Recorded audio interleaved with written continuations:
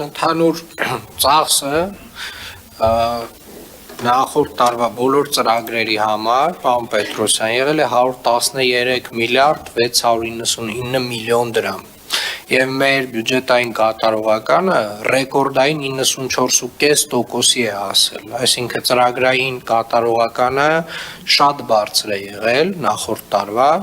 ինչ վերաբերում է հաշվետվողականությանը, երթիմ նոր նախագծով մենք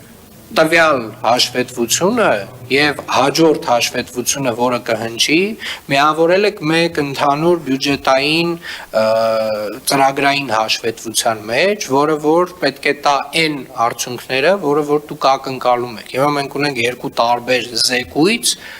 գրեթե նույն բանի մասին եւ դա մեզ պարտադրված է օրենքով։ Ինչ վերաբերում է արդյունքային ցուցանիշներին այն տեսանկյունից, որի մասին դուք եք բարձրաձայնում, ընդհանուր առմամբ ես ձեզ հետ համաձայն եմ, մեր չափողականությունը միայն չպետք է լինի, թե քանակական, օրինակ, քանի ավտոբուս է ավելացել կամ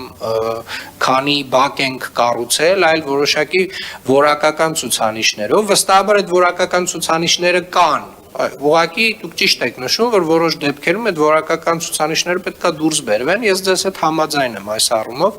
մենք կաշխատենք այդ ուղղությամբ, որպեսզի նվազագույնը հաջորդ տարվա հաշվետվության մեջ, որը հուսով եմ արդեն միասնական հաշվետվությունը կլինի, բյուջետային ծրագրային հաշվետվությունը,